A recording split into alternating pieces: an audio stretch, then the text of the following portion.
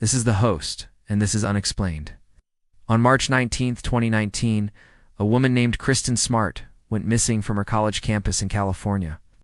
Her disappearance was strange. Her car was found abandoned close to campus. There was no sign of a struggle. She just vanished into thin air. This wasn't like Kristen at all. She wouldn't go off without telling anyone where she was going.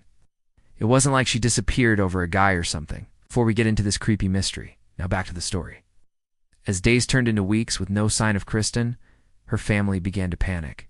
They weren't being kept in the loop by the police. All they got were cryptic notes left behind by their daughter that made absolutely no sense.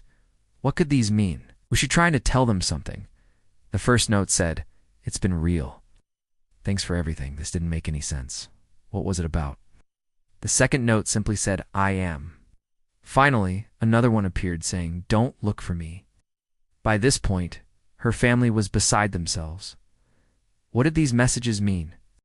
Were they leading the cops on a wild goose chase? Did Kristen know something about her own disappearance? Was she trapped somewhere and begging her family to not find her because she was in danger? Was someone holding her captive and forcing her to write these messages? Then, out of nowhere, another note appeared. It said, "All my love, I am with you always." That wasn't like Kristen at all. She wasn't religious. She would never say something like that unless she had fully lost the plot. So what was going on? Was this even Kristen who wrote these messages? You may think this case is wide open and shut. She left all these messages, then it's clear she's still alive, right? But believe it or not, this is a very real case that has many people scratching their heads. In late March, after almost a month since Kristen went missing, her parents received a call from an investigator. He told them he wanted to take a look at some evidence, but it was too graphic to show them. They traveled to meet him and they finally learned the truth. Their daughter had left behind a message, but it wasn't written down or left in a note. It was carved into concrete. While searching for Kristen, officers found a small patch of dirt near the side of a busy road that had been disturbed. They searched the area and found a small hole hidden under some bushes. Inside this hole was a backpack. Inside the backpack was a human torso. Officers used forensic teams to shine a light into the hole. It was too dark to see anything, but when they brought in a drone with a camera attached, they found something so disturbing they immediately regretted doing so. It was Kristen's torso. The only problem was that they still couldn't see her face. The killer, or whoever was responsible for this, had put her body into a concrete mold, leaving only her upper body exposed. All they could see was her feet and legs. Once the drone had finished its grim sweep, officers crawled into the hole to search for other evidence. One officer grabbed Kristen's foot and pulled it out. Her leg came with it. The officer screamed and quickly dropped it. He slipped and fell forward onto the ground. This wasn't supposed to happen. The entire thing was encased in concrete. How was the leg loose? Was someone messing with the police? After further inspection, the officers realized there was a secret compartment in the concrete. When they opened it up, they found a piece of paper inside. On the paper was a bizarre message. It said, "She's gone. You'll never see her again." And signed off with love, Chris. Who was Chris? Is he responsible for the other notes? Did he do this to Kristen? As this case attracted more media attention, more details began to surface. We learned that Kristen was studying to be a teacher, and that she was very excited about her future. She also had a boyfriend. His name was Dante. The two had been dating for a while, and nothing indicated that their relationship was unhealthy or violent.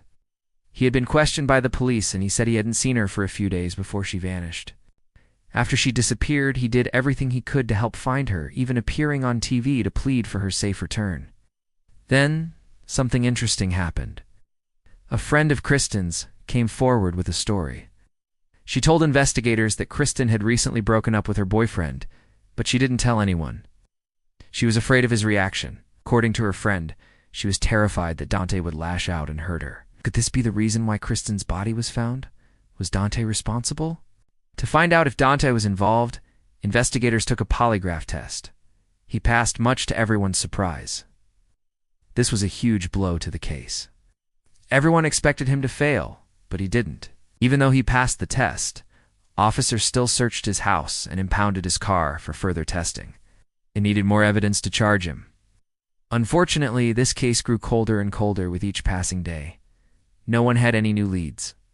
Everything pointed towards Dante, but he had an alibi and passed a lie detector test. Investigators decided to search Kristen's dorm room to see if they could find some answers. They went through everything. There wasn't much of interest until they found something quite suspicious. They found a bloody meat cleaver hidden behind a loose floorboard.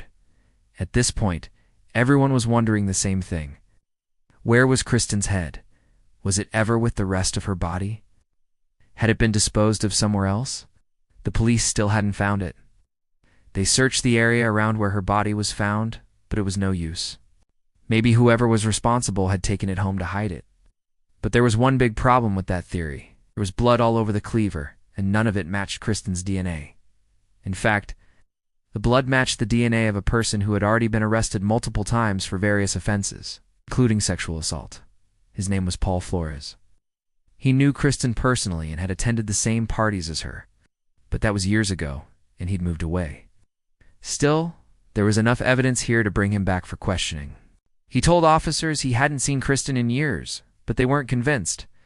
He agreed to take a polygraph test, which he failed. This led officers to his home. They searched everywhere.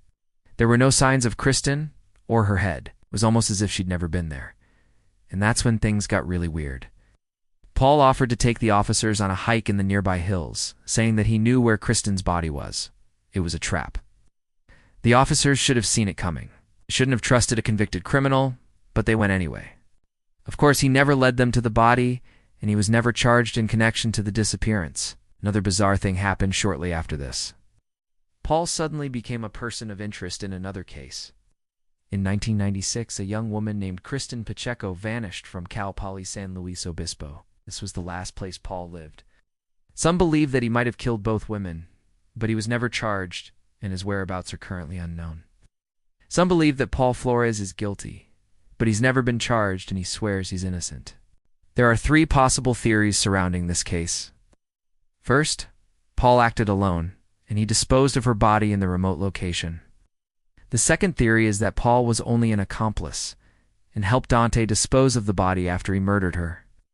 And the third theory is that Dante murdered Kristen and hid her body, but Paul had something to do with her disappearance. There is not much evidence to support any of these theories. We don't know for sure how Kristen died or why she was carved up and placed into a concrete mold. There were no witnesses to any of this, and there are no security cameras. The only thing we know is that she's dead. Investigators combed through countless pieces of evidence, but none of it panned out. With no new leads, this case will most likely go cold. The biggest question is, will we ever find out what happened to Kristen Smart? Hopefully, one day this mystery will be solved, and her family can find peace. But until then, we can only speculate what really happened. Now it's time to make your voice heard. Comment below. What do you think happened to Kristen? Do you think she's still alive? Or do you think she was murdered? Let me know your thoughts. And while you're at it, don't forget to subscribe. With that said, thanks for watching. I'll see you next time.